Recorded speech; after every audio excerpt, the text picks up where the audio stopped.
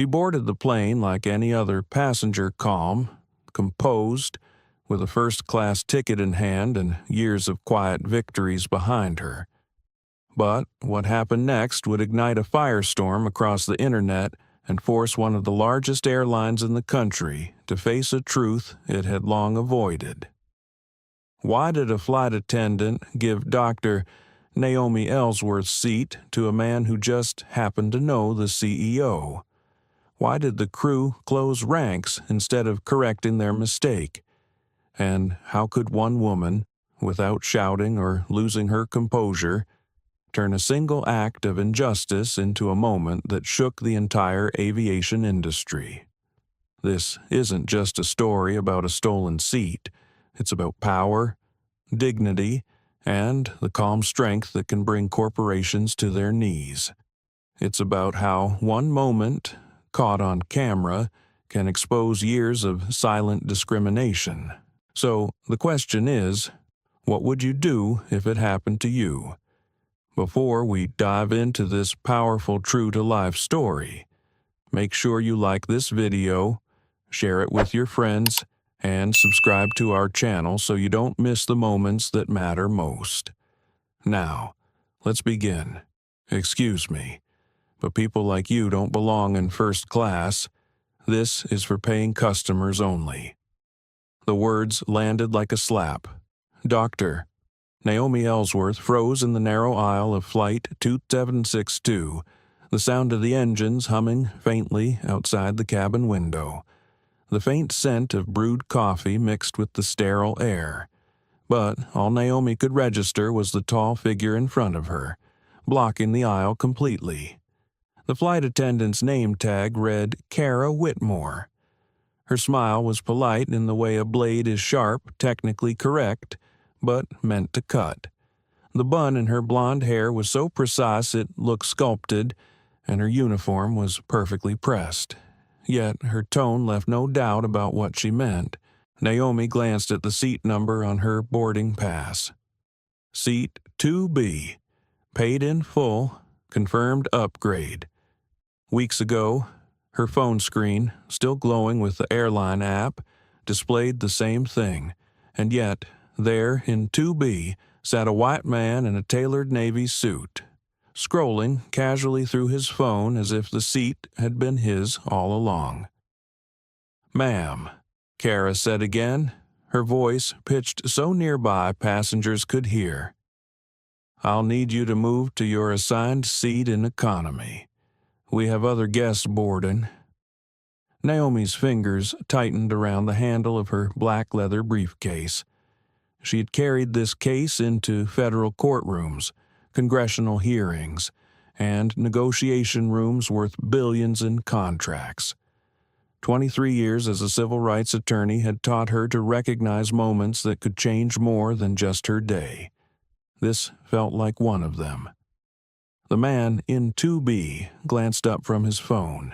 He had short, perfectly styled brown hair and the kind of expression Naomi had seen countless times before, mildly amused, faintly dismissive, and deeply certain that the world would bend to him. Martin Caldwell. Kara introduced without being asked, gesturing to him as though presenting a guest of honor. "Mr. Caldwell has already checked in for this seat." Martin gave a half-smile, leaning back in the wide leather seat. "Just take your real seat back there," he said, waving vaguely toward the curtain that separated first class from the rest of the plane. "Some of us actually paid for first class." Naomi's chest rose slowly. She had learned long ago not to give people like Martin the reaction they were fishing for. She simply held up her boarding pass, her phone, and her calm. "I believe there's been a mistake," she said evenly. Kara didn't glance at the screen. "These upgrade mix-ups happen all the time. Maybe someone used your miles without permission. It's common." She laughed lightly, and the sound was as sharp as broken glass. A few rows back, A young woman with long dark hair lowered her phone from eye level and whispered to herself, "Oh no, not today." Her name was Isabella Ramos, though friends called her Izzy. She was a digital media strategist who had an instinct for stories that mattered, and this one was buzzing in her gut. She unlocked her phone and tapped into her live stream app. "This is happening right now," Izzy whispered to her audience. "Flight 2762 boarding for Denver. You need to see this." Naomi caught the movement out of the corner of her eye. She didn't mind the camera. Documentation was power. Behind her, passengers shifted in the narrow aisle, adjusting bags, looking anywhere but directly at her. A few made eye contact, quick flashes of sympathy, but no one stepped forward. Kara folded her arms, adopting the patient but firm posture of someone convinced they were in control. "Ma'am, I really need you to move. You're holding up our departure." Naomi didn't move. "I'm simply asking for the seat I purchased." Martin exhaled loudly, clearly annoyed that the conversation was continuing. "Seriously, you're going to hold us all up over this? It's just a seat. Go sit in economy." Izzy's live stream viewer count ticked upward, 17, 26, 42. The comments began to roll in. "This is disgusting. Where is her boarding pass? Why is the attendant siding with the guy?" Naomi's mind flickered back to her father. A postal worker who had once been denied service at a cafe for no reason except the color of his skin. He had taught her to measure her words, to pick her moments carefully, to make her stands count. She took a slow breath. "I'd like to speak to a supervisor," she said. Kara tilted her head, her smile not reaching her eyes. "I'm trained to handle these situations. A supervisor won't change your seat assignment." A man in the second row of economy leaned forward. "I saw her board with first-class passengers," he said. Her ticket looked legitimate. "Sir, I appreciate your concern," Kara replied without turning. "But some people think rules don't apply to them." Naomi felt the burn of the words but didn't let it show. The truth was, she'd heard worse in boardrooms, in negotiations, even in casual conversations with people who thought they were being charming. What mattered was not the sting, but the record. "Please have your supervisor meet me here," she said again. Kara sighed, pressed a button on the intercom at the bulkhead, and spoke softly into it. Moments later, Daniel Kessler, the shift supervisor, stepped through the cabin door. He was in his early 40s, his tie slightly loosened, his expression already wary. "What's going on?" he asked. "This passenger," Kara said, gesturing toward Naomi, "is claiming a seat that was already assigned to Mr. Caldwell." Daniel glanced at Naomi's boarding pass, then at his tablet. "Our system shows Mr. Caldwell checked in for 2B this morning." Naomi held up her phone so he could see the glowing screen. "Paid upgrade, confirmed seat, same as the boarding pass in your hand." Daniel's brow furrowed. "These system conflicts are rare, but when they happen, we honor the earliest check-in." Izzy's live stream jumped to 126 viewers. The comments were coming faster now. "They're lying to her. She's showing proof. Why aren't they looking someone called corporate?" Naomi didn't flinch. "So you're saying I should accept losing the seat I paid for because someone else checked in earlier, even if it was an error?" Daniel avoided her eyes. "It's standard procedure." Naomi thought of all the times she had sat across from corporate counsel who used phrases like standard procedure to justify almost anything. And she thought of the conference she was flying to, the reason she had booked first class, knowing she'd need to be sharp and rested when she arrived. She stepped slightly to the side, letting the briefcase shift in her grip. Inside were folders marked confidential, sealed with court stamps, and a letter on official government stationery. She didn't take them out yet. Not yet. I see, she said softly. Izzy's phone caught the subtle change in her voice. Her viewers felt it too. Something was shifting. Naomi's pulse was steady.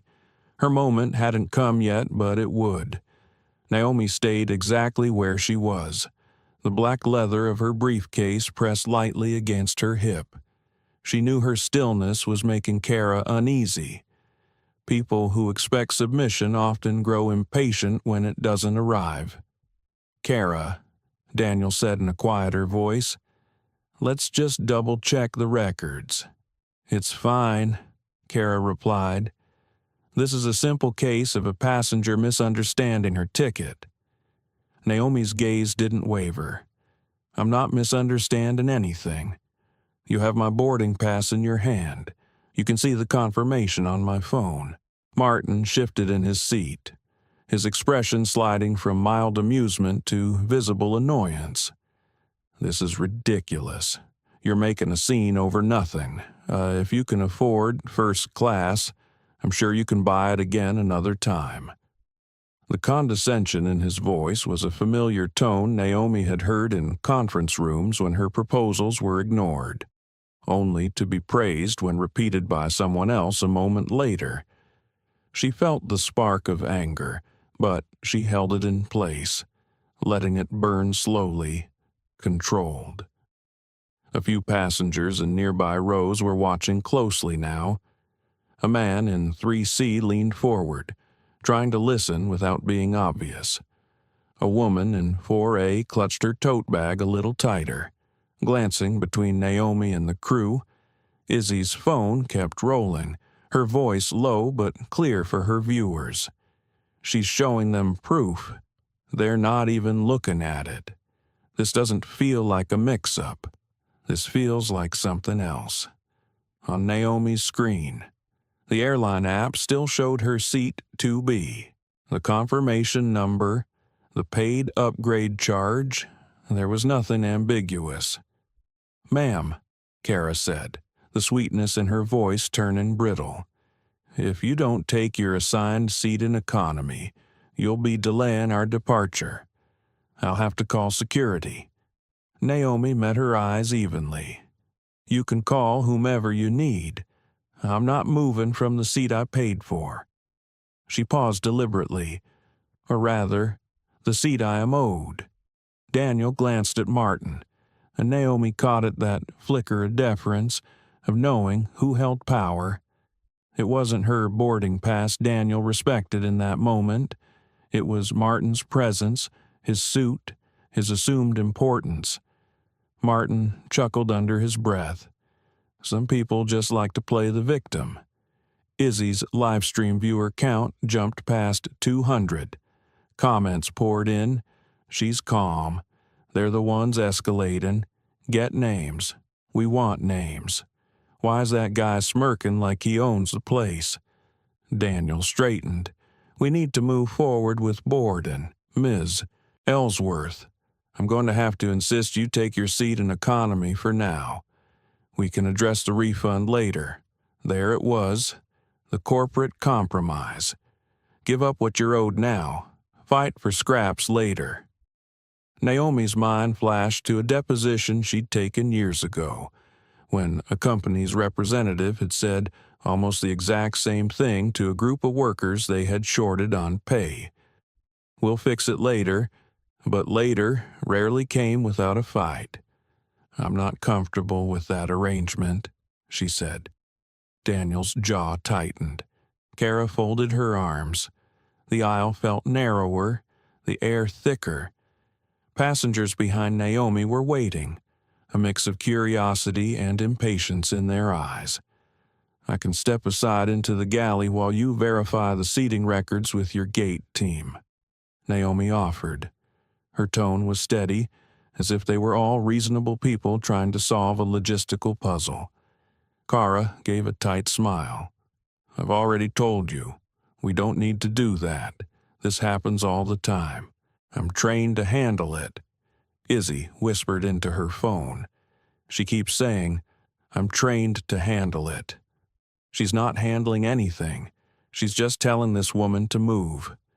The tension had begun to radiate down the cabin. More phones appeared, tilted toward the scene. Naomi could hear the faint click of a record button somewhere behind her. Then Martin spoke again, this time with a louder, more performative tone. "Look, lady, you're embarrassing yourself. Take the seat they're giving you before you get kicked off this flight." Naomi turned her head toward him slowly. "Embarrassment isn't mine to carry here." For a brief moment, Martin looked startled. Daniel stepped in again. "Ms. Ellsworth, if you can just, I've explained my position," Naomi interrupted softly, her voice low but unyielding. Izzy's viewers began tagging the airline's official account in the comments. Names, flight number, timestamp. The digital paper trail was growing by the minute. A woman in 5D leaned out into the aisle.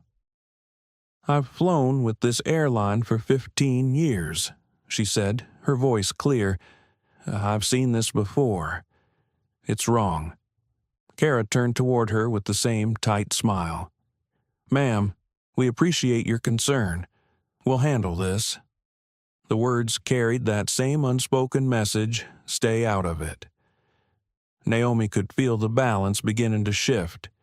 This wasn't just between her, Kara, and Martin anymore. The other passengers were becoming part of the equation, whether they wanted to or not. In her chest, she felt the familiar coil of strategic patience, the one she used in court when a witness thought they were winning, just before she revealed the document that dismantled their testimony. She wasn't ready to pull her own evidence yet, but she would. Daniel sighed. "I'm going to get the gate supervisor to confirm. Please wait here." He stepped back toward the forward galley, speaking into his radio. Kara stayed put, still blocking the aisle. Her eyes were cool, her chin slightly lifted.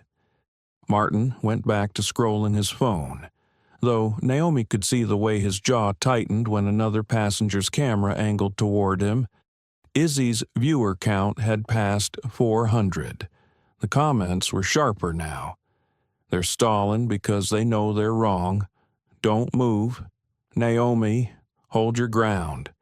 Why is the supervisor deferring to the guy in the suit? Naomi thought briefly about the legal conference she was heading to in Denver, about the keynote she was supposed to give on systemic discrimination and corporate policy, and about how she might now have a far more personal example to share.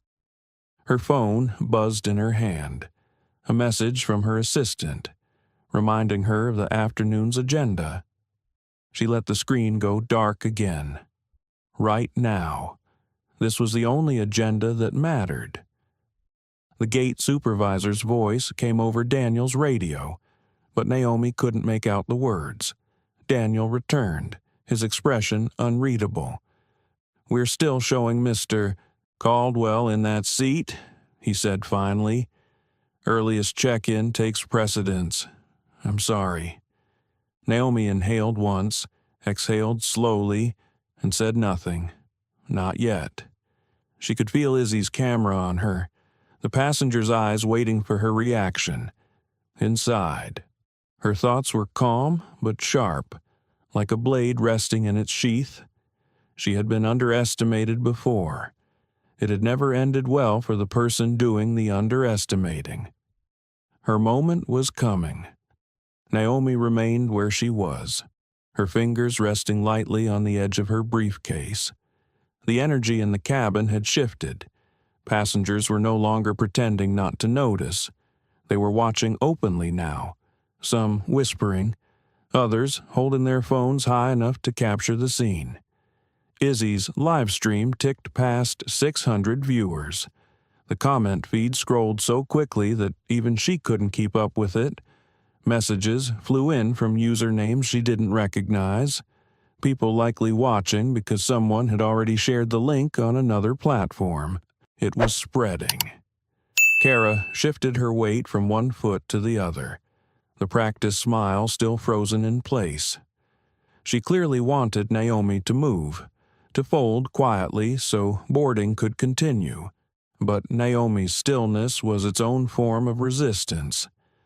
From 3 rows back, a man in a red baseball cap muttered, "She's not doing anything wrong." A few people nodded. Others stayed silent, unsure if speaking up would make them targets. Martin Caldwell sighed loudly again, as though the entire flight were being inconvenienced for his personal suffering. "Honestly, this is absurd. We're going to be late because someone doesn't know how to follow the rules." Naomi turned her head just enough to meet his eyes. "Following the rules is exactly what I'm doing. Sitting in the seat I purchased is following the rules." He smirked. "You just can't accept that sometimes you don't get what you want." Her voice didn't rise. "And you can't accept that sometimes you're in the wrong seat." Izzy nearly grinned behind her phone. Her viewers reacted instantly. "She's sharp. Keep going." This guy's face when she said that somebody tagged the airline on Twitter. Daniel reappeared from the galley, his jaw set. "Ms. Ellsworth, we need to keep the boarding process moving. If you don't take the seat in economy, you'll be removed from the flight." There it was, the threat. Naomi let the words settle. In another life, before decades of law and courtrooms, maybe she would have just accepted the lesser seat and dealt with the refund later. But not now. Not after all the cases she'd handled where someone's quiet compliance had been turned into justification for more of the same treatment. "I'm not refusing to board," she said calmly. "I'm refusing to accept a lesser service than the one I paid for." Kara stepped closer, close enough that Naomi could see the faint outline of makeup along her jaw. "Ma'am, we can't stand here debating this. The flight is going to be delayed." Behind them, a young man with a shaved head spoke up. "Why don't you just put her in her seat and figure it out later? She clearly has the proof." Kara shot him a look that was all polished professionalism on the surface, annoyance beneath. "Sir, we have procedures." The young man muttered something under his breath about procedures that made the woman next to him chuckle. Izzy adjusted her phone to include both Naomi and Martin in the frame. "For everyone watching," she murmured. "The woman in the black suit is Dr. Naomi Ellsworth. She's showing a confirmed boarding pass for seat 2B. The man in the blue suit has no paper ticket visible, only a phone screen. The flight attendant is insisting she move." More viewers poured in, over 900 now.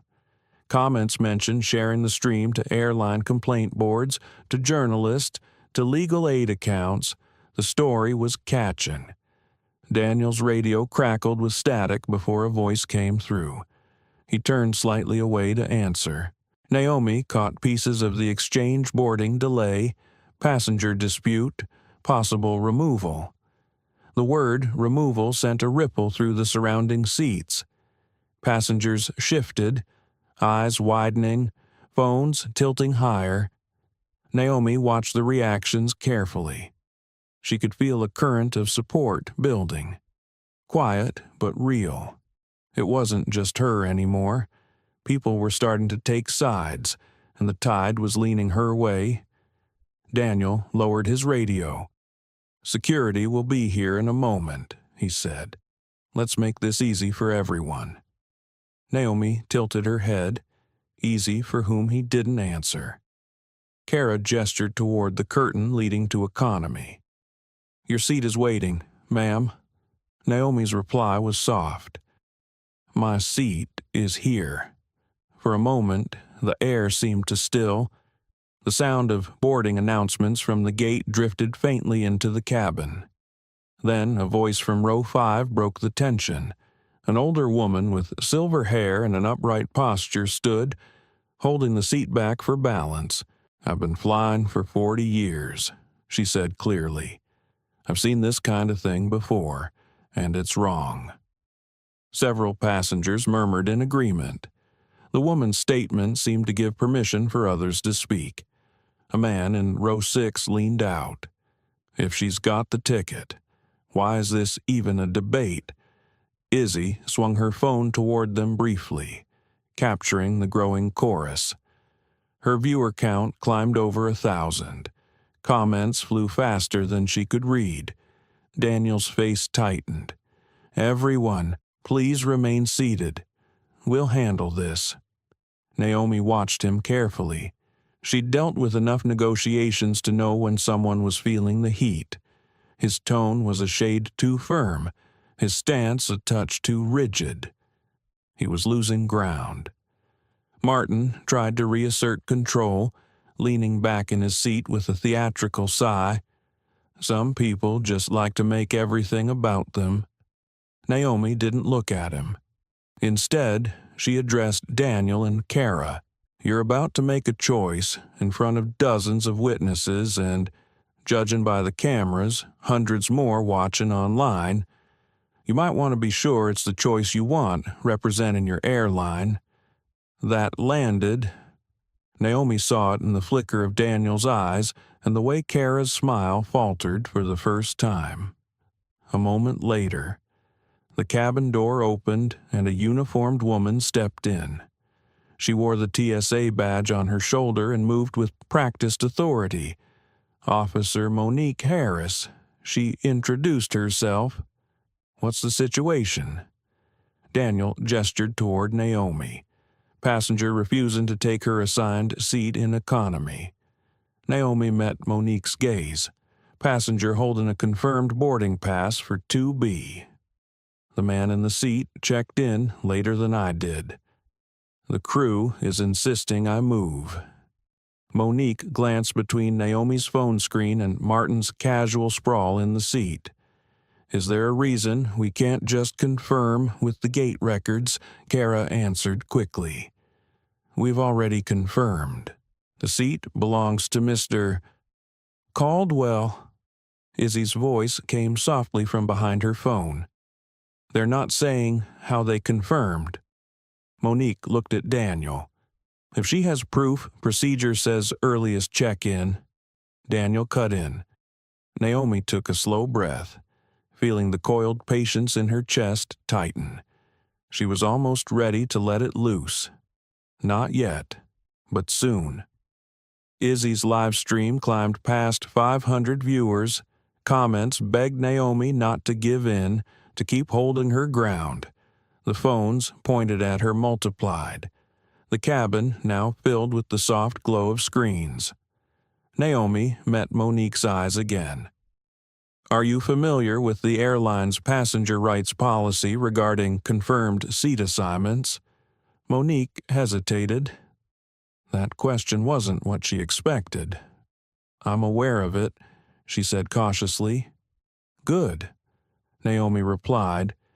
"Then you know this isn't just about a seat. It's about whether your airline honors its own commitments." The silence that followed was thick. Izzy's viewers could feel it even through their screens. Naomi didn't move. She wasn't going to. Monique didn't move right away. She studied Naomi for a moment, then glanced at the boarding pass still in Daniel's hand. Her eyes shifted to the phone in Naomi's palm, the glowing confirmation screen impossible to ignore. Passengers leaned forward to watch. The quiet in the cabin was different now. Less avoidance, more anticipation. Everyone seemed to know something was about to change. Daniel cleared his throat. "Officer Harris, we have a policy to follow here. The system says Mr. Caldwell Systems can be wrong." Monique interrupted. Her voice wasn't loud, but it cut cleanly through the tension. Kara's smile tightened, as if she were trying to hold her place in the conversation. "We've already resolved this with the gate." Naomi's voice was soft but unwavering. "You haven't resolved anything. You've decided. That's different." Izzy's phone caught the moment perfectly, the way Naomi didn't raise her voice, didn't flinch, but made her point with surgical precision. Her viewer count ticked higher, 1,900. Martin leaned back in his seat, crossing his arms. "Why's this taking so long? We have a schedule." From behind him, a woman in a business suit said clearly, "We all have schedules. She's not wrong for asking for the seat she paid for." Daniel glanced toward the voice but didn't respond. Naomi shifted her briefcase slightly, the subtle movement enough to draw Monique's eyes. The polished leather caught the overhead light. Naomi's hand rested on the clasp. "Not opening it yet. Let's make this simple." Naomi said, "Call the gate manager here. We'll resolve it in 5 minutes." Kara shook her head. "We don't need to escalate to you already have." Naomi interrupted, her tone still calm. "The moment you chose to ignore documented proof, you escalated." Izzy's viewers flooded the comments. "She's in control. Look at that flight attendant's face. They're scared to call the gate manager because they know they're wrong." Martin muttered something under his breath, but Naomi didn't acknowledge it. She'd learned long ago that certain provocations weren't worth the oxygen it took to respond. Daniel's radio crackled. He turned slightly, listening, then spoke quietly into it. When he faced them again, his jaw was tighter. "The gate manager will be here shortly." Monique stepped back, giving Naomi room but keeping her position between her and the crew. The shift was subtle but noticeable. Naomi let her breath out slowly. This wasn't the win, not yet, but it was the first crack in the wall. Izzy whispered for her stream, "You can feel it changing. She's not moving, and now security isn't either." From the front of the cabin, the curtain opened and a tall man in a crisp navy blazer stepped in. His badge read Ethan Price, but not his crew. The small press credential clipped beneath it read the National Ledger. "I was boarding for my seat in 3A when I noticed the situation," Ethan said politely. "Mind if I ask a few questions while you wait for the gate manager?" Daniel's frown deepened. "This is an internal matter." Naomi turned her head toward Ethan. "I don't mind." He smiled faintly and leaned just enough to address her without blocking the aisle. "Is it correct that you have a confirmed first-class ticket for this seat?" "Yes," Naomi replied, "and the man currently in the seat checked in after you did. That's what I understand from the timeline." Ethan scribbled in a small notebook. His eyes were sharp, scanning the scene quickly before focusing back on Naomi. "And you've shown proof to the crew repeatedly," Naomi said. Izzy caught every word on her live stream. Her viewer count passed 2,300. Comments exploded again. "Journalist on board. This is getting serious. They can't hide now. Tag news outlets." Martin shifted uncomfortably, finally looking at Ethan. "This is just a seating mix-up. She's making it into a Ethan cut him off gently. And you are Martin Caldwell," he said with a touch of pride. Ethan's eyebrow lifted. "Any relation Jonathan Caldwell?" Martin's lips curved slightly. "He's my brother." The air in the cabin seemed to thicken. Naomi didn't react outwardly, but inside she felt the click of puzzle pieces sliding into place. Ethan glanced at Naomi, then back at Martin. "That's useful context." Daniel's radio crackled again. He listened, nodded once, and said, Gate manager is on the way." Naomi's fingers brushed the clasp of her briefcase. She thought of the documents inside merger agreements, shareholder proxies, and one very particular letter on federal stationery. Not yet, she told herself. Timing was everything. Kara glanced toward the boarding door, then back at Naomi. "You could make this so much easier on everyone by just, 'I'm not here to make it easy,'" Naomi said softly. "I'm here to make it right." A murmur rippled through the cabin. The woman in the business suit in row 4 gave a small nod. The older lady in row 5 folded her hands over her bag and smiled faintly, as though she'd heard words like that in her own battles long ago. Izzy's voice was almost reverent into her phone. That line right there, "I'm here to make it right." The curtain at the boarding door moved again, and a man stepped through.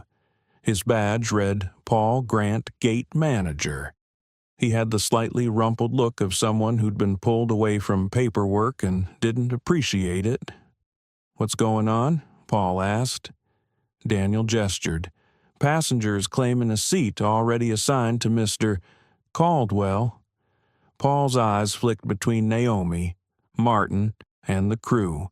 "Boarding pass," he said simply. Naomi handed over the paper and held out her phone. Paul studied both, scrolling on his own tablet. "This shows a confirmed paid upgrade to 2B," Paul said slowly. Daniel spoke quickly. "But earliest check-in takes precedence." Paul frowned. "Earliest confirmed reservation takes precedence. That's the written policy." Kara's smile faltered completely. Izzy's viewers blew up the comments section. "There it is. They're caught. Gate manager just said she's right.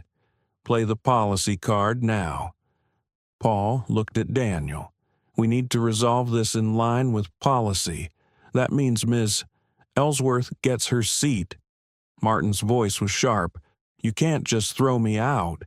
My brother Paul's head turned slowly toward him. "Your brother isn't here, and policy doesn't say anything about family exceptions."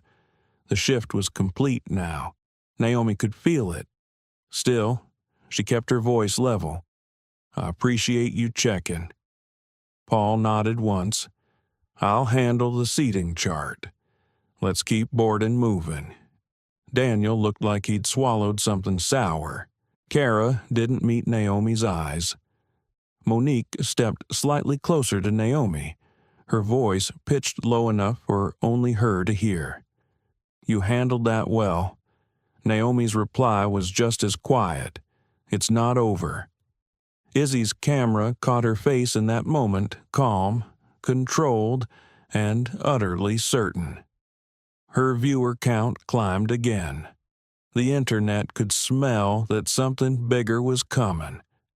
Paul Grant didn't get the chance to finish adjusting the seating chart. A voice from the doorway cut through the low hum of the cabin. "Hold on. Before we finalize anything, I need a word." A man in a dark gray suit stepped inside. His posture was sharp, his expression carefully neutral. Naomi recognized the type, instantly middle management, trained to sound calm while making decisions that would never touch them personally. His badge read Daniel Kessler. But he wasn't just here as the shift supervisor anymore. The tone in his voice carried the weight of someone who believed they were the closer. "Mr. Grant," Daniel said. "I'll take it from here." Paul raised his eyebrows but didn't argue. "The policy's clear," he said, and handed the tablet back before retreating toward the boarding door. Daniel turned to Naomi. "Ms. Ellsworth, I understand your position, but this is delaying our departure. We have to make a call." Naomi kept her gaze steady. "And you've been making calls since I stepped onto this plane. Every one of them has been wrong." A ripple of whispers moved through the first-class cabin. Izzy's live stream picked up every word, her viewers pushing past 3,000. Comments flashed across the screen. She's not backing down. This guy just walked in like he's the hero. Watch her handle him. Policy was already confirmed. Why is he even here? Daniel glanced at the cameras, his discomfort barely concealed. Ma'am, no one's questioning your right to a seat. But, yes, they are. Naomi cut in. That's exactly what's happening. You've questioned it for the last 10 minutes while the man sitting there hasn't shown a single piece of proof beyond a phone screen. Martin shifted in his seat, his lips pressing together. His eyes darted toward Daniel, an unspoken signal. Daniel cleared his throat. Mr. Caldwell checked in earlier this morning. Earlier is irrelevant, Naomi said. Her voice was calm, but there was steel underneath. The written policy states earliest confirmed reservation takes precedence. That's my reservation. Monique, the TSA officer, spoke for the first time since Paul left. She's right. That's the policy. Kara shot Monique a quick look, but said nothing. Daniel's jaw flexed. We can't have this argument here. I'm asking you to step off the aircraft so we can talk privately. No, Naomi said, because when situations like this are handled privately, accountability disappears.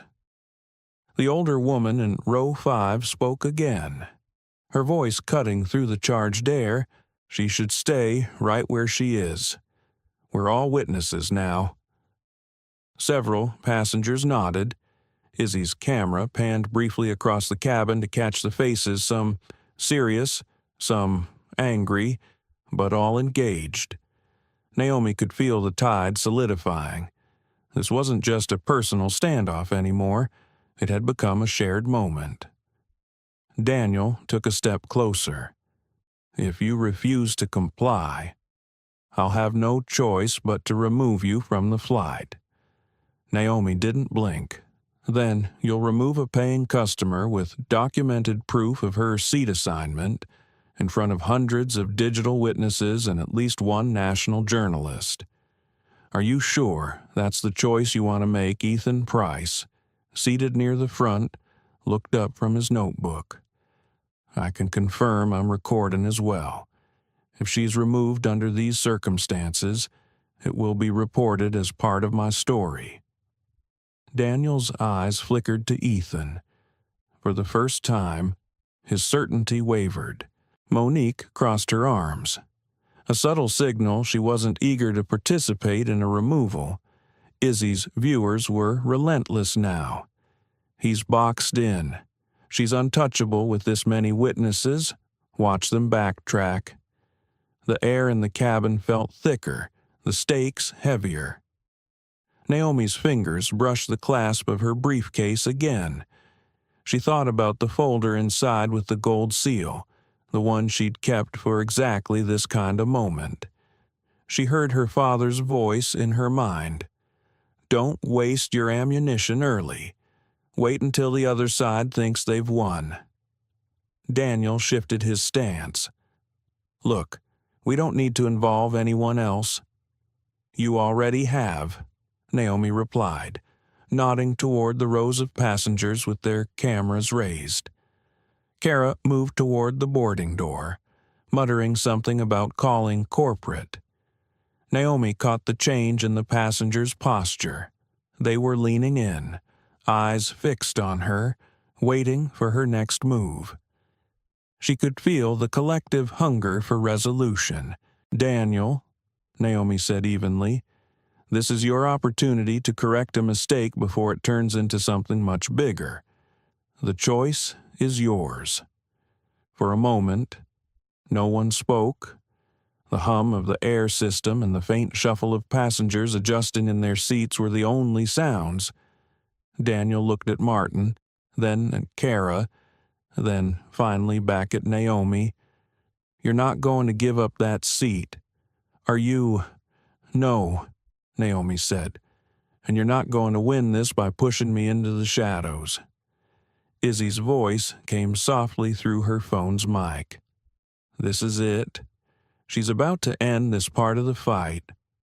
Daniel exhaled, clearly weighing his options. "I'll need to speak with the captain." Naomi inclined her head slightly. "Please do."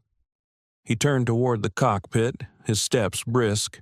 The passengers watched him go, a murmur starting to build again. Izzy's viewer count ticked past 4,000. Comments speculated about what would happen next, some predicting Naomi's removal, others confident she'd win. Naomi stood steady, her breath calm, her focus sharpened to a point. She knew the next few minutes would decide everything. When Daniel disappeared into the cockpit, Kara lingered at the front of the cabin, her posture stiff. She glanced at Martin, then at Naomi, then back again. Martin smirked, though it looked more like a nervous twitch now. "Hope you like the middle seat in economy." Naomi met his gaze without expression. "Hope you like answering questions about why you're sitting in my seat?" The smirk faltered. The older woman in row 5 leaned toward Naomi. "I don't know you, but I'm glad you're standing your ground." Naomi offered the faintest smile. "Some things are worth standing for." Kara busied herself with rearranging a beverage cart that didn't need rearranging. Izzy whispered to her audience again. "She's not moving. Daniel's in the cockpit. This is going to blow up in the next part." Naomi kept her eyes on the forward cabin. She could almost feel the moment building, like the pause before a verdict is read. It was coming, and she was ready. The cockpit door opened and Daniel stepped out, his expression tighter than before. Behind him, the captain's face appeared briefly in the doorway, scanning the cabin as though measuring the atmosphere before retreating back inside. Daniel cleared his throat. "Ms. Ellsworth, the captain has been briefed. He's concerned about departure delays. We're going to need to resolve this right now." Naomi could feel the eyes of every passenger on her, the glow from several phone screens illuminating their faces. Izzy's live stream had climbed past 5,000 viewers. In the scrolling feed, comments alternated between outrage and encouragement. She eased her briefcase in front of her and unlatched the clasp. The soft click of the metal was barely audible, but in the charged silence of the cabin, it sounded louder. "Let's resolve it." Then, she said. Her hand slipped inside, past the pens and small legal pads, until her fingers closed on a navy folder embossed with silver lettering. When she withdrew it, the cabin lights caught the foil seal of a major law firm. She opened the folder deliberately, revealing the first page an executive summary of a pending merger between the airline they were sitting on and a West Coast competitor. "This," Naomi said, turning slightly so both Daniel and Monique could see, "is my firm's representation agreement with several institutional investors holding 12% of your company's outstanding shares." Daniel blinked, unsure how to respond. "My role," Naomi continued, "is to advise those investors on whether to approve this merger. A merger, I might add, that requires 67% approval and is currently hovering around 64. From somewhere in the cabin, a passenger let out a low whistle. Izzy's camera caught every detail of Daniel's changing expression. Martin shifted in his seat, leaning forward. "What are you trying to say?" Naomi's eyes moved to him. "I'm saying, Mr. Caldwell, that your family's airline is one decision away from moving forward with this merger or watching it collapse." Martin scoffed. "You're bluffing." Ethan Price spoke up from his seat, his tone casual but edged. I can verify her credentials. She's telling the truth." The tension in the cabin deepened. Monique glanced at Daniel, clearly reassessing her position. Naomi reached back into the briefcase and pulled out a second document. This one bore the seal of the Federal Aviation Administration. "And, in addition to my private clients," she said, "I'm also serving as counsel to the FAA's Civil Rights Office on an active review of discriminatory practices in commercial aviation." The murmurs from passengers grew louder. Phones tilted higher to catch the exchange. Izzy's live stream chat exploded. "FAA. She's playing chess while they're playing checkers. They picked the wrong passenger." Daniel's throat bobbed as he swallowed. "Ms. Ellsworth." "I don't see how it's very simple," Naomi said, cutting him off. "Incidents like this one documented, broadcast live, witnessed by multiple passengers are exactly the type of case study that will shape FAA policy. Which means your handling of this isn't just about a seat. It's about your company's exposure to federal scrutiny and shareholder backlash." Martin shifted again, but this time his movements were less confident. He stared at the document as if it might somehow disappear if he didn't acknowledge it. Izzy's voice was low but steady as she narrated for her viewers. "She's laying it out for them, and you can see they're realizing they have no way out without giving her what's hers." Naomi closed the folder but kept it in view.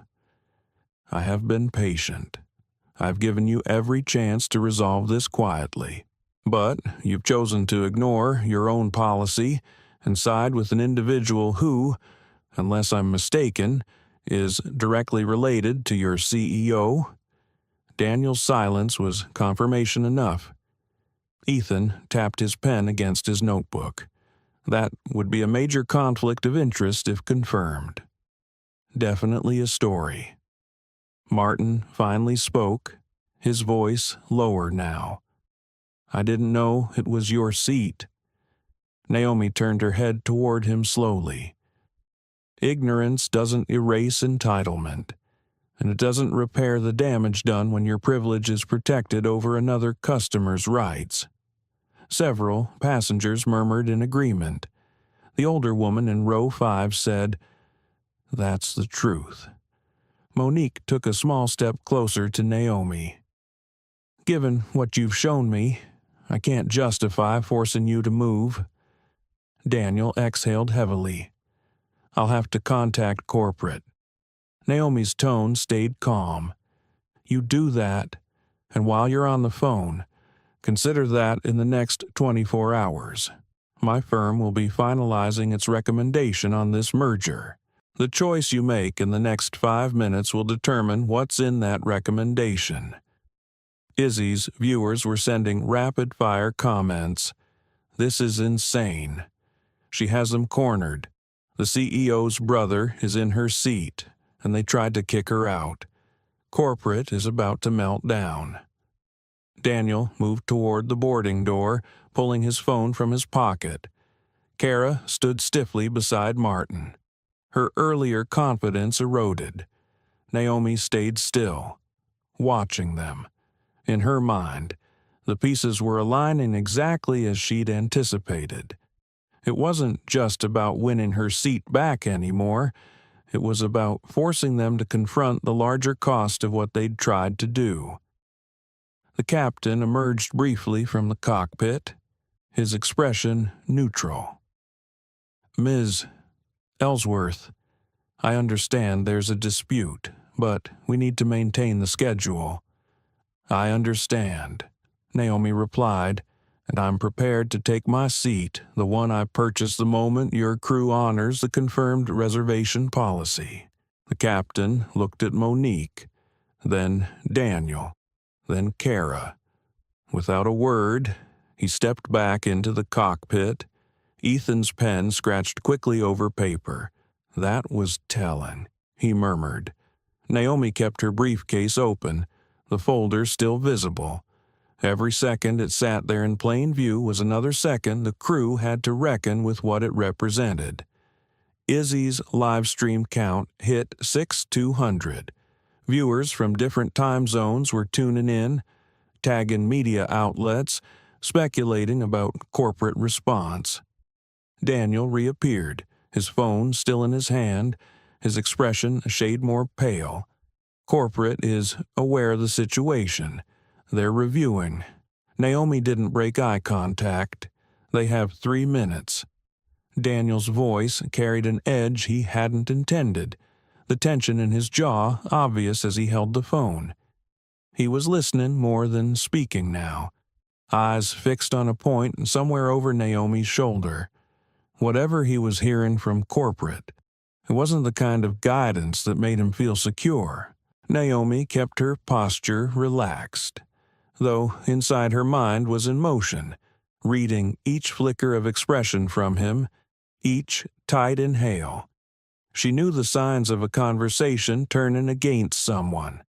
She'd seen it happen to opposing counsel enough times to recognize when the air shifted. From her seat, Izzy's voice was low but clear enough for her phone's microphone to catch. You can tell they're stalling. He's waiting for someone above him to make a call. He's afraid to make himself. A few passengers murmured to each other. The older woman in row 5 folded her hands in her lap, her gaze fixed on Naomi as though willing her strength into the moment. Martin sat stiffly now, his earlier smirk gone. His eyes darted between Naomi and Daniel. "This is ridiculous," he muttered under his breath, though not so quietly that no one heard. All of this over one seat. Naomi turned to face him fully for the first time since she'd revealed the documents. Her voice was calm, but every word landed with precision. "It's not just one seat, Mr. Caldwell. It's the principle of whether an airline respects its paying customers equally. It's about whether your last name buys you what someone else has already paid for. That's what this is." Izzy's audience responded instantly. That's it. She nailed it. The entitlement on this guy. Keep holding the line. Daniel lowered the phone from his ear. He didn't look directly at Naomi when he spoke. Corporate would like to confirm a few details before making a decision. Naomi kept her voice even. And who are they confirming those details with? The same people who've been ignoring the documentation I've presented for the last 20 minutes. Monique shifted her stance. They should be confirming it with the gate manager. He already said her reservation takes precedence. Daniel's eyes flickered to Monique. They're looking at all the records. Records that have already been proven to have discrepancies. Naomi said, "Let's save everyone the trouble." She reached back into her briefcase and withdrew a smaller folder. This one was black, the lettering on the front in understated gold. She flipped it open to reveal a document stamped with the airline's own policy on seating disputes. Daniel read the title, and his shoulders stiffened. Naomi tapped a section with one neatly manicured finger.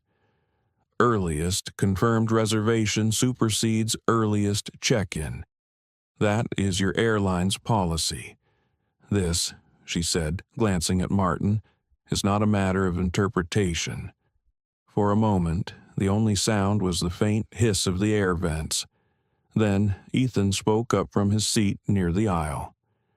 "If I were you, Mr. Kessler, I'd take a hard look at how many cameras are recording this interaction.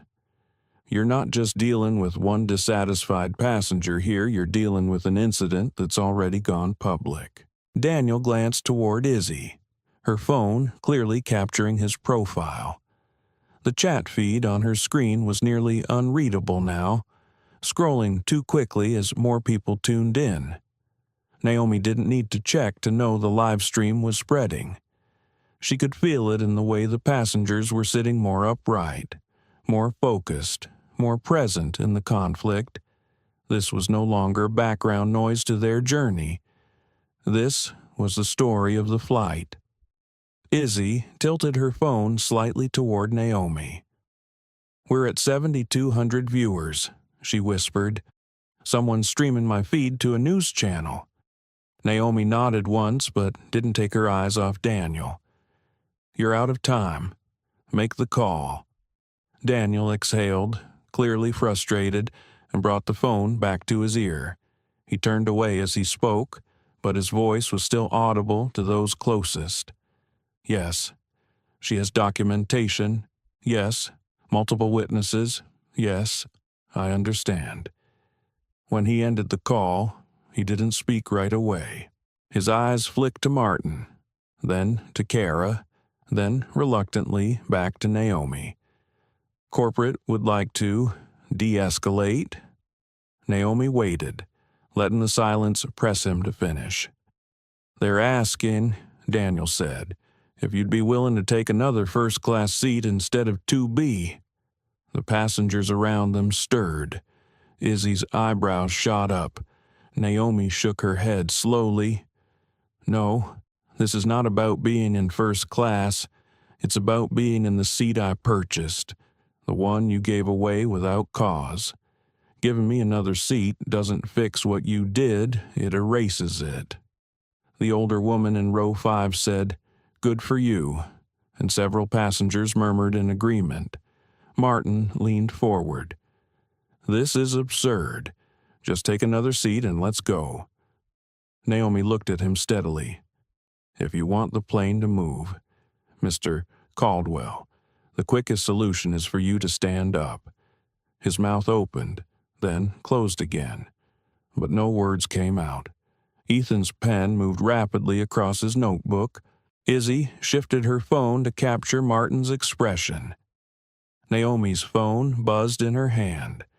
She glanced at the screen and saw a name that made the corner of her mouth tighten. Jonathan Caldwell. She let it ring, then silenced it. The act was deliberate, visible to anyone watching. Izzy whispered for her viewers. She just ignored a call from the CEO. "Oh, this is big." Naomi slid the phone into her briefcase. "Tell corporate," she said to Daniel, "that if this seat isn't returned to me in the next 2 minutes, the recommendation on their merger changes. Permanently." Daniel's gaze darted toward Martin. Martin's face had lost much of its earlier color. "You can't," he began, but Naomi stopped him with a raised hand. "I can," she said, "and I will." The cabin seemed to hold its breath. Even the faint clink of glassware from the galley had stopped. Daniel finally nodded once and spoke into his radio. "Confirming reassignment of seat 2B to passenger Ellsworth." The sound of the words was like a release. Several passengers exhaled audibly. Izzy's chat erupted. Ethan leaned back in his seat, his smile small but certain. But Naomi didn't move. Not yet. There was more to be done, and she wasn't finished with them. Naomi remained standing in the aisle, her briefcase resting against her leg. The seat was technically hers again, but she could feel in her bones that this was not the moment to sit down.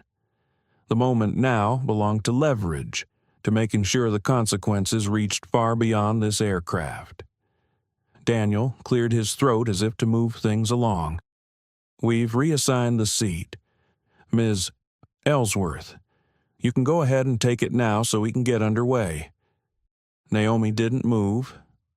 "No," she said calmly, her voice carrying without being loud. "We're not finished.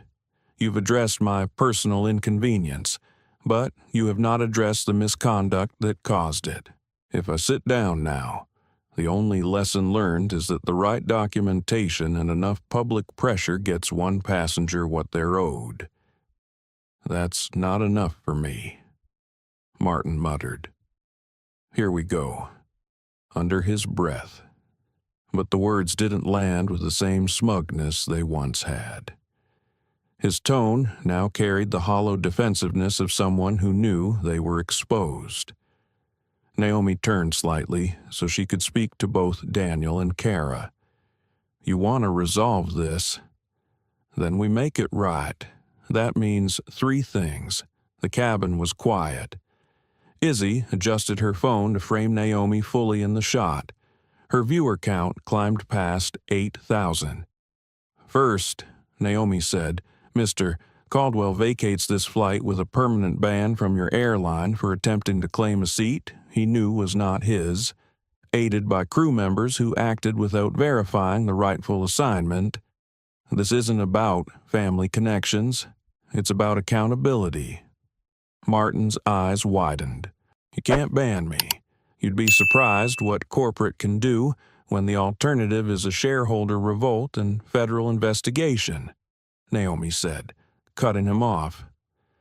Several passengers shifted in their seats, the older woman in row 5 nodding slowly as though in approval.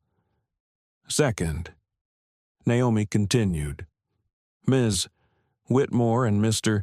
Kessler are relieved of duty, effective immediately for ignoring company policy and enforcing a double standard in front of multiple witnesses. I'm not asking for an apology. I'm stating that this is the minimum action necessary to demonstrate that your airline takes discrimination seriously." Kara's face went pale. Daniel's lips pressed into a thin line. "Third," Naomi said, "this airline adopts a protocol for real-time discrimination reporting. Not a vague suggestion, not a training memo, but a mandatory process with immediate notification to corporate leadership and federal oversight when an incident occurs. That protocol will include a 24-hour resolution requirement, documented compensation, and permanent records accessible to the passenger involved. You will fund and implement this within 72 hours. Daniel's jaw dropped slightly. "That's reasonable," Naomi interrupted. "And I'm not done. This is the only way I will consider continuing to recommend to my clients that they support your upcoming merger. I will give you 60 seconds to confirm that these actions will be taken. Otherwise, I will instruct my firm to advise a vote against the merger, and when that happens, it will fail." Her watch face caught the light as she lifted her arm slightly. "Your time starts now." Izzy whispered for her live stream. "She's given them 60 seconds. This is unreal." Ethan flipped to a fresh page in his notebook, his pen moving fast. Monique stood slightly behind Naomi now, her arms crossed, her presence a silent reinforcement. Jonathan Caldwell's name appeared on Naomi's phone again. She pressed decline without hesitation, letting the moment land with visible intent. Daniel glanced toward the front of the plane, his eyes darting between the cockpit door and Kara. Kara looked like she was trying to calculate whether to defend herself or remain silent. Martin shifted in his seat again, the sound of the leather creaking under his weight. He opened his mouth, then closed it, clearly aware that anything he said now would only make him look worse. 20 seconds passed. The only sounds were the faint hum of the engines and the soft tapping of Ethan's pen. 30 seconds. Izzy's viewer count passed 9,500. Comments speculated on whether corporate would give in, whether the merger would collapse, whether Jonathan Caldwell himself would appear at the boarding door. 40 seconds. Daniel's radio crackled. He lifted it quickly to his mouth, murmured a few words, then listened. His jaw worked as he nodded to whatever was being said. 50 seconds. Naomi lowered her arm slightly, the watch still visible. Daniel took a breath and straightened his shoulders. Corporate agrees to your conditions, all of them. The tension in the cabin broke like a held breath finally released. Some passengers clapped softly, others murmured in disbelief. Izzy's feed erupted with reactions. Naomi gave a single nod. "Then we can proceed." Martin's eyes narrowed. "You really think you've won something here?" Naomi met his gaze evenly. "I didn't come here to win. I came here to make sure this never happens to the next person in my position." Kara's hands twisted slightly in front of her, but she said nothing. Daniel turned toward the boarding door, speaking quietly into his radio to coordinate the changes. Monique leaned in toward Naomi. "You handled that with precision. I've never seen anything like it." Naomi's tone was soft. "That's the point." She stepped aside so Martin could stand, his movement slow, reluctant. The cabin watched as he gathered his things, the walk toward the boarding door heavy with the awareness of what had just unfolded. Kara followed, her shoulders tight, Daniel behind her. When the three of them had gone, Naomi finally placed her briefcase in the overhead bin, then turned to face the passengers. "Thank you for bearing witness," she said. "It matters." The older woman in row 5 smiled warmly. "It matters a lot." Naomi eased into her seat at last, the leather cool against her back. The hum of the cabin softer now. Izzy lowered her phone for the first time in nearly an hour, her expression one of awe. "They're already calling this the Ellsworth Ultimatum online." Naomi allowed herself the faintest smile. "Let's see what they call it when the protocol is in place." The plane finally began to taxi, the rumble beneath Naomi's feet a reminder that the battle in the cabin was over. But the war for accountability was just beginning. She could feel the eyes of the passengers still on her, some in quiet admiration, others in stunned disbelief at what they had just witnessed. Izzy leaned across the aisle slightly, her voice hushed but her excitement uncontained.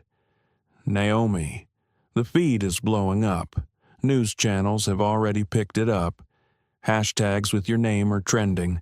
They're calling it one of the boldest mid-flight confrontations ever caught on camera." Naomi rested her head lightly against the seat back. "It's not about bold. It's about necessary. Bold gets applause for a day. Necessary changes things for years." Ethan, 2 rows ahead, twisted in his seat.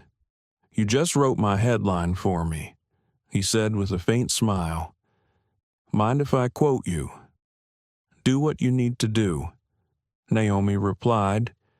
"But tell the whole story, not just the spectacle. People need to understand the mechanics of how this happens, not just the drama." The flight attendant, now serving first class, was a younger man named Andre, brought in at the last moment to replace Kara. His voice was steady, professional, the kind that smoothed edges rather than created them.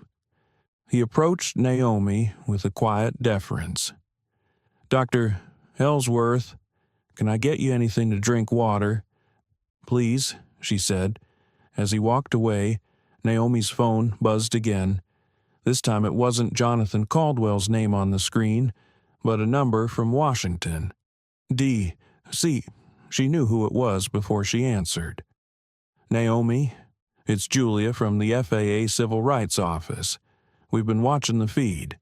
Do you realize the kind of case you've just handed us on a silver platter?" Naomi kept her tone level. "I didn't do it for you, but if it helps you accelerate policy changes, I won't object. It will," Julia said. "We can push for immediate compliance across all major carriers now. What you did on that plane, no one can dismiss it as rumor or exaggeration. It's documented in real time." Naomi's water arrived, condensation beating down the glass. "Then move fast," she said. "Momentum is only useful if you act before it fades." As she ended the call, she caught Izzy watching her with open curiosity. "That was the FAA, wasn't it?" Izzy asked. Naomi didn't confirm, but her faint smile was answer enough. The captain's voice came over the intercom, calm and measured. "Ladies and gentlemen, we appreciate your patience. We'll be making up some time in the air and still expect an on-schedule arrival." Naomi noticed the passengers relax slightly, some putting on headphones, others opening books. But the buzz around her seat didn't fade completely.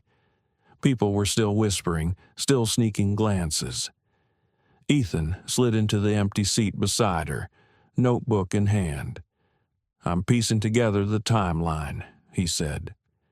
"From what I gather, Kara ignored gate records, Martin claimed the seat, and Daniel backed him without verification. Is that accurate? Accurate enough," Naomi replied. "The finer points will be in the official complaint." Ethan tapped his pen. "You know, I've covered corporate scandals for a decade, and the part that always fascinates me is how quickly power shifts when the right person refuses to yield. You didn't shout. You didn't threaten in the way most people think of threats. You made them see the cost of inaction." Naomi looked out the window at the clouds beginning to drift past. Power only intimidates when it's unfamiliar. "I made them familiar with the consequences." Halfway through the flight, Andre returned, leaning down slightly. "Dr. Ellsworth, the captain asked me to let you know that corporate has officially processed the ban on Mr. Caldwell and the termination of the crew members you identified. They also want to confirm they're beginning work on the discrimination protocol you outlined." Naomi's brows lifted slightly. "That's unusually fast." Andre smiled faintly. "You have the whole world watching. That's a strong motivator." Izzy let out a low whistle. "They really did it. All 3 demands in motion before we've even landed." Naomi sipped her water, her voice calm. "Good. Now they can prove it's more than performance." Ethan leaned back in his seat, jotting notes.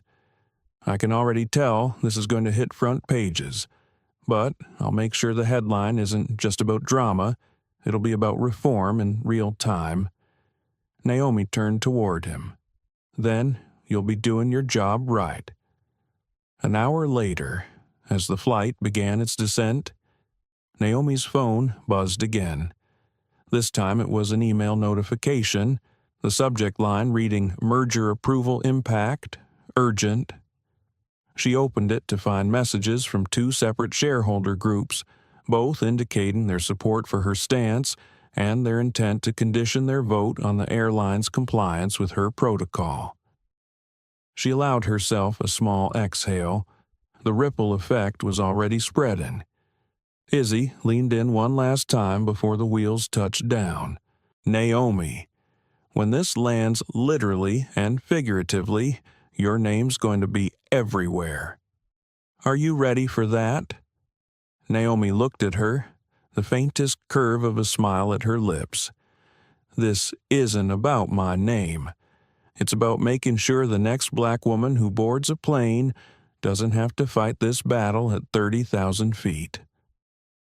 The landing gear hit the runway with a soft thud, the reverse thrust roaring briefly before settling. Passengers began gathering their things, but the glances toward Naomi carried a new kind of respect, not just curiosity. As the seatbelt sign dinged off, Andre approached once more. "Dr. Ellsworth, corporate has requested to meet you at the gate. There will be media there, too." Naomi stood, reaching for her briefcase. "Then let's go finish what we started." The cabin door opened with a soft hiss, and the air from the jet bridge felt cooler, carrying the faint scent of coffee from the terminal. Naomi stepped into the aisle, her briefcase in hand, moving with the calm precision of someone who knew exactly what waited for her. Izzy followed close behind, still streaming, her phone angled to catch every frame. Ethan walked a few paces back, his notebook tucked under his arm, eyes sharp for details. At the end of the jet bridge stood a small knot of people. Jonathan Caldwell was front and center, his dark suit impeccable, his expression carefully neutral. Two corporate assistants flanked him, one clutching a tablet, the other a slim leather folder. Behind them, a pair of security officers stood at ease, though their eyes tracked every movement. Jonathan stepped forward, extending his hand. "Dr. Ellsworth," he said smoothly, "I believe we have a great deal to discuss." Naomi stopped just short of taking his hand. Her eyes locked on his. "We do. But I suggest we start with why it took a public broadcast to get your airline to enforce its own policies." His jaw tightened for a fraction of a second before the practiced corporate smile returned. This was an isolated incident.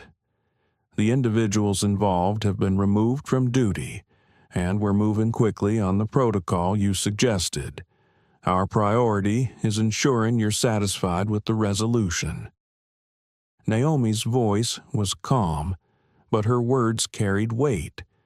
This isn't about my satisfaction, it's about your systemic problem, a problem that doesn't vanish just because the cameras turn away. Izzy's audience count ticked past 12,000.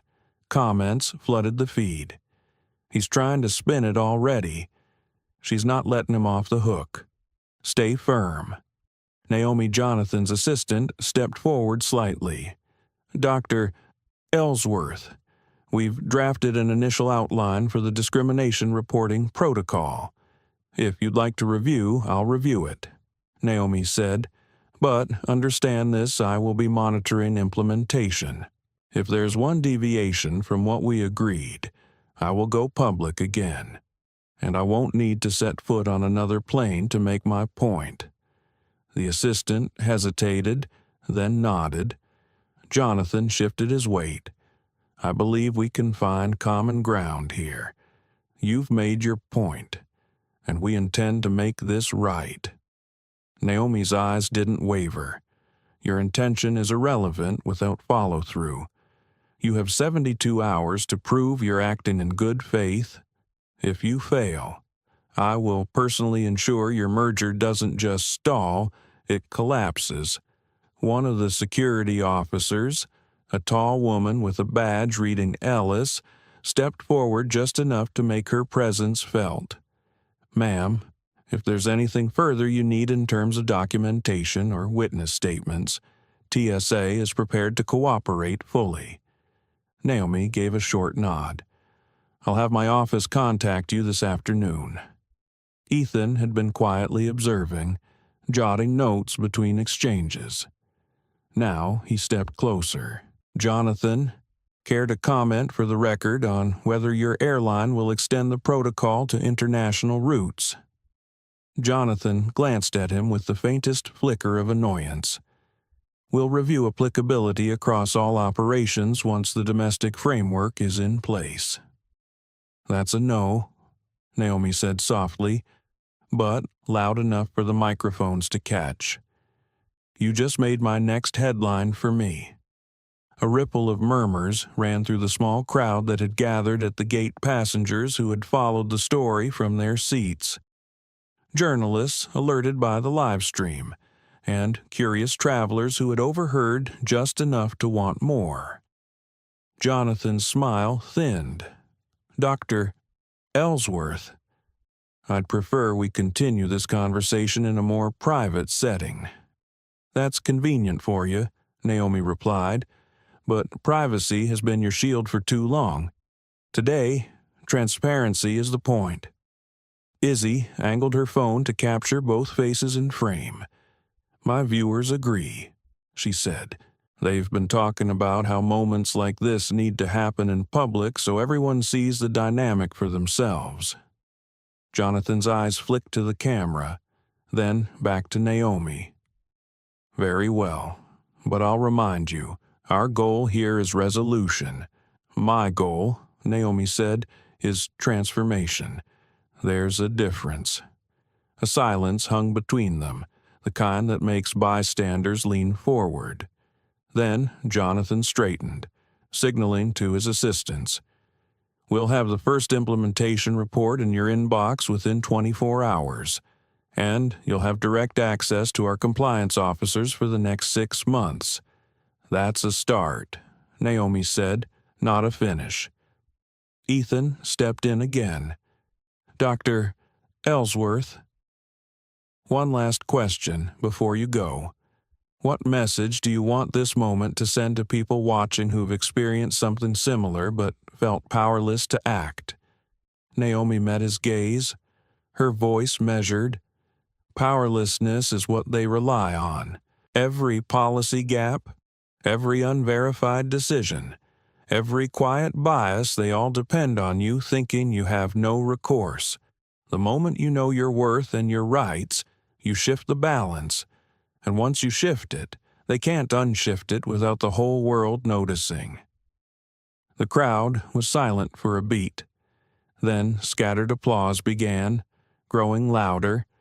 Jonathan didn't join in, but he didn't try to stop it either. Naomi adjusted her grip on her briefcase. "I'll see your report tomorrow." And Jonathan, she paused just long enough for the air to hold. Don't mistake compliance for closure. With that, she turned toward the terminal, Izzy and Ethan falling in step beside her. Cameras followed, flashes popping. Passengers murmured her name.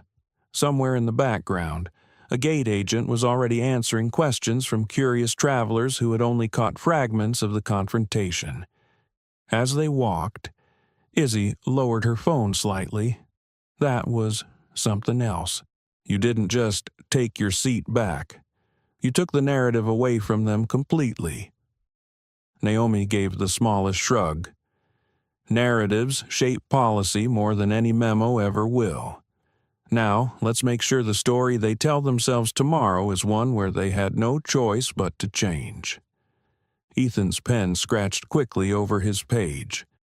"You realize you've set a precedent here. Airlines will be talking about this behind closed doors before the end of the day." "Good," Naomi said. "Let them talk. Talking means they're thinking. Thinking means they're worried. And worry makes people act."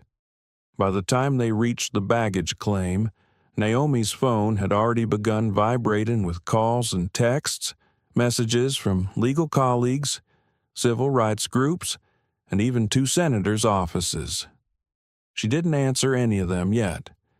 There would be time for that later. For now, she had one focus: making sure the promises made at that gate didn't vanish into the comfortable fog of corporate memory. She glanced at Izzy. "Keep your footage safe. Back it up twice. If they try to dispute anything, we'll have every frame ready." "Already on it," Izzy said. "And Naomi, my feed just crossed 15,000 live viewers. That's before it even hits replay." Naomi didn't smile, but her eyes held a quiet light. "Then we've already won half the battle." By the time Naomi stepped out of the terminal and into the humid, late afternoon air, the press had gathered in full force. Microphones were extended toward her like drawn swords. Camera flashes lit up her face in sharp bursts, and a wall of questions rose all at once. "Dr. Ellsworth, how do you respond to the airline statement calling this an isolated misunderstanding? Do you believe this was racially motivated?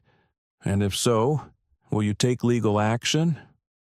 What message do you have for Black women traveling alone in first class?" Naomi paused at the curb, the chaos swirling around her, but she didn't let it shake her focus.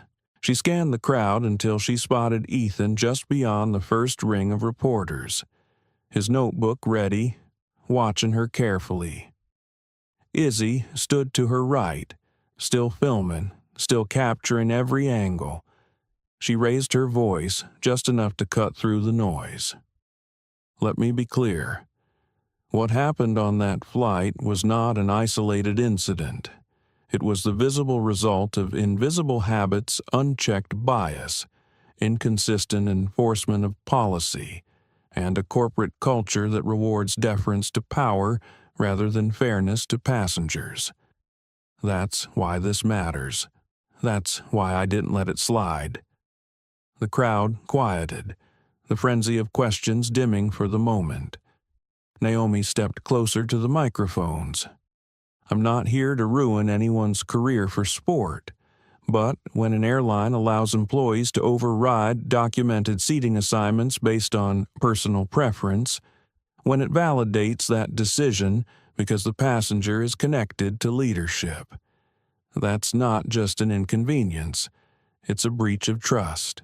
And trust is the only thing that keeps you in the air. One reporter shouted above the rest, "The CEO has said they'll adopt your protocol." How will you ensure they follow through? Naomi's expression was steady. They will follow through because the alternative is collapse. I have the leverage, the documentation, and now the public pressure to ensure compliance. And for the record, if they backtrack, I'll be right here again, with the same resolve. The cameras kept rolling.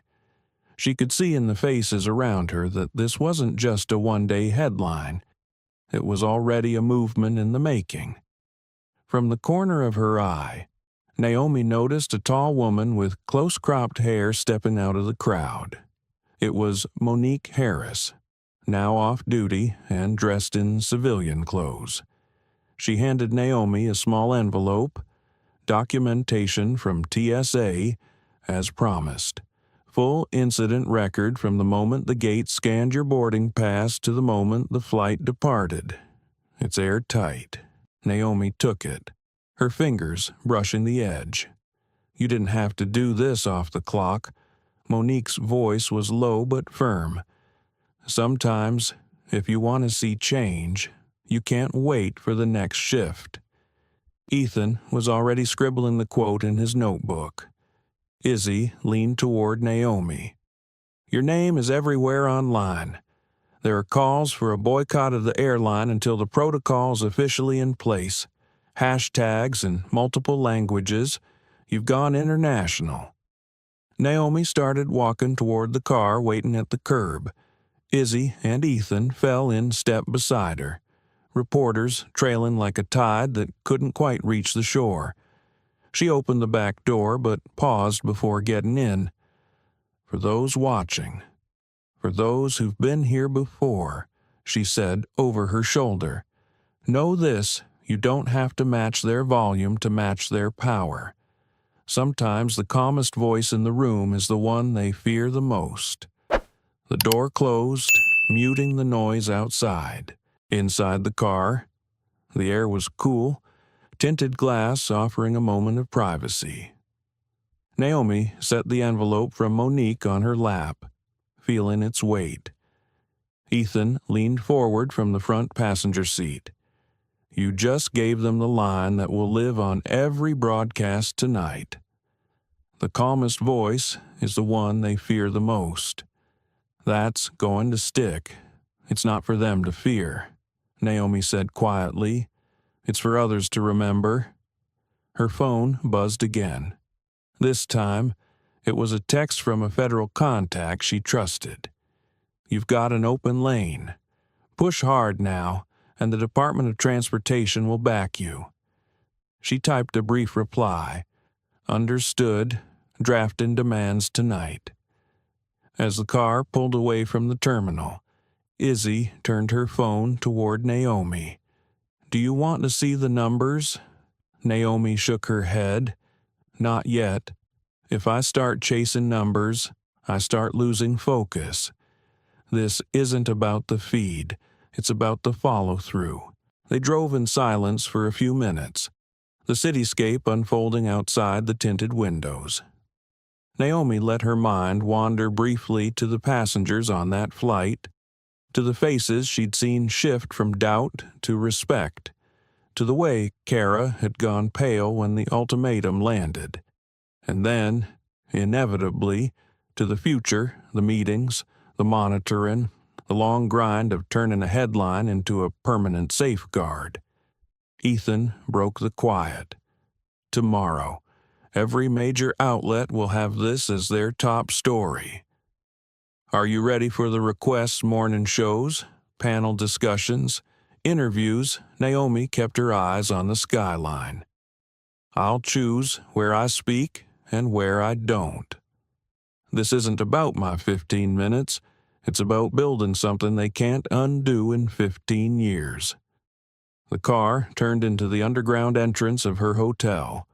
Security personnel moved quickly to block lingering reporters from following. Naomi stepped out, the envelope still in hand. Izzy stopped her briefly. Naomi, you should know. Some people in the comments are saying you gave them hope. People who've been through worse. They're talking about how they'll speak up next time. For the first time since leaving the plane. Naomi's expression softened. Then maybe we've already started winning. She headed toward the elevators, her stride unhurried. She knew tomorrow would be another battle meetings with federal regulators, drafting the language of the protocol, fielding calls from allies and opponents alike. But for tonight, she allowed herself a rare truth: she had shifted the balance, and once shifted, it would not easily be pushed back. The elevator doors closed, and for a moment there was only the quiet hum of the motor as it rose, carrying her toward the next stage of the fight. Morning light streamed through the floor-to-ceiling windows of Naomi's hotel suite. The city below was already buzzing. Commuters filling the streets, news vans parked outside like an unspoken reminder that the story hadn't faded overnight. Naomi sat at the small dining table, a fresh pot of coffee within reach. Her laptop open to a spreadsheet that didn't just outline demands, it mapped consequences. Izzy was sprawled on the couch, her phone in constant motion as she fielded messages from journalists, activists, and strangers whose lives had been touched by the live stream. Naomi, she said without looking up, your video has crossed 10 million views. That's not counting clips people have reposted. It's everywhere: morning shows, podcasts, even late-night monologues. Naomi sipped her coffee, eyes still on the screen. That's noise unless it translates to action. What about the airline? Izzy scrolled. They've issued 2 more statements. Both say they're moving forward with your protocol, but the wording's slippery. Lots of evaluating and exploring. Naomi's fingers paused on the keyboard, which means they're already looking for ways to water it down. Ethan arrived a few minutes later, a messenger bag slung over his shoulder. I've been in touch with a source inside the compliance department, he said, settling into the chair across from her. They're drafting something, but the CEO's office is pushing to limit the protocol to domestic flights only. That's not acceptable, Naomi said without hesitation. Bias doesn't stop at the border, and neither should accountability. She began typing quickly, crafting a letter addressed to both the airline's board and the Department of Transportation. Her tone was precise, professional, but it carried an undercurrent that couldn't be mistaken comply fully, or face collapse. At 10:15 a.m., her phone rang. Jonathan Caldwell's name lit up the screen. Naomi answered without breaking her typing rhythm. You have 61 hours left. His voice was tight. Dr. Ellsworth, we're making progress, but international implementation will require negotiations with no whence. Naomi interrupted, still typing. You don't negotiate with bias. You eliminate it. If you don't include all routes, I'll call the shareholder vote early and block your merger. I've already got commitments from 2 major blocks. There was a pause on the line. You'd burn the merger over this? "I'd burn the merger to make sure this never happens to another passenger," she said, her voice even. "You have the resources. You're stalling because you think I'll blink. I won't." When she hung up, Izzy let out a low whistle. "You didn't even raise your voice. That's not how you make them listen," Naomi replied. "You make them listen by showing them there's no other path forward." The rest of the day was a blur of calls, federal regulators confirming their backing, advocacy groups offering legal support, and media outlets requesting comment. Naomi took only the calls that moved the needle. Everything else could wait. By the second evening, momentum was building. Monique Harris called to let her know TSA was ready to integrate their own reporting systems with the new protocol, meaning discrimination cases could be tracked across agencies, not just within the airline. It's the kind of cross-system visibility they've been avoiding for years, Monique said. "Then we've already won more than I expected this week," Naomi replied. On the morning of the third day, 69 hours after the confrontation on the plane, Naomi received an encrypted email. It was from an anonymous source within the airline. Attached was a document, an unedited draft of the internal strategy notes.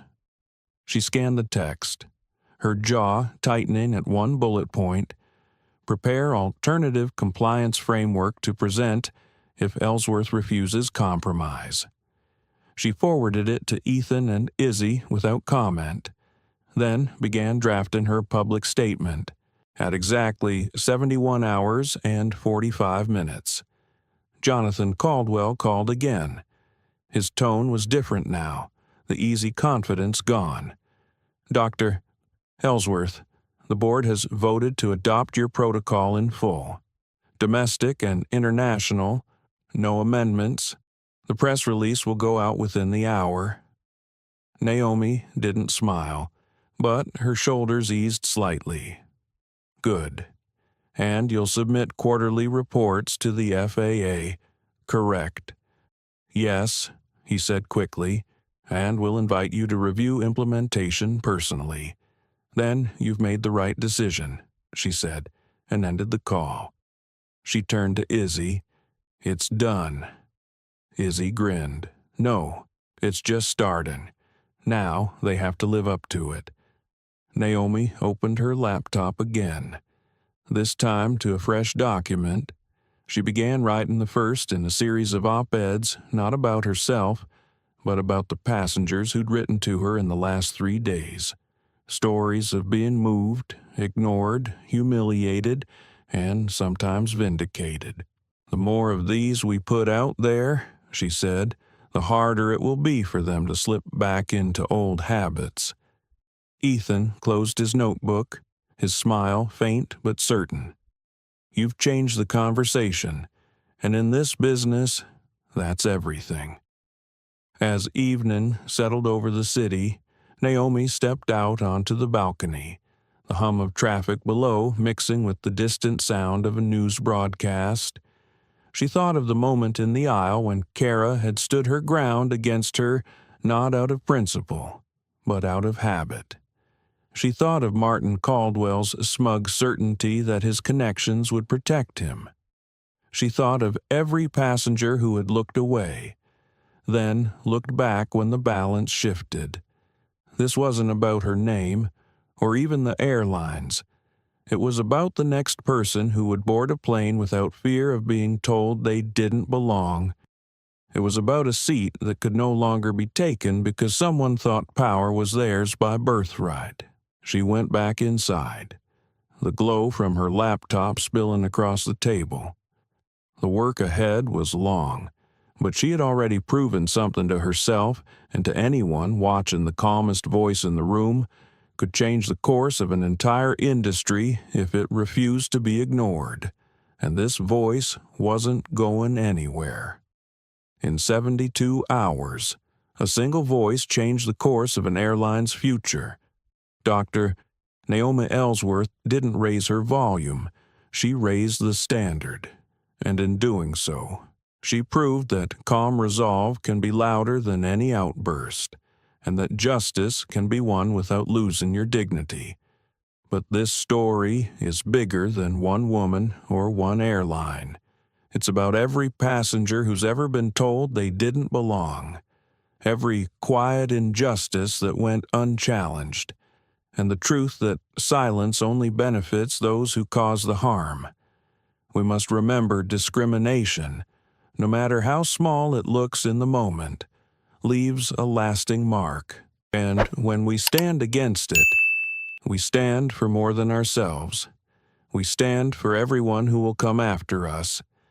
If this story moved you, let it inspire you to speak up, to protect what's right, and to hold power accountable. Like this video, share it with someone who needs to hear it, and subscribe to our channel so you'll be here when we tell the next story that challenges the world to do better.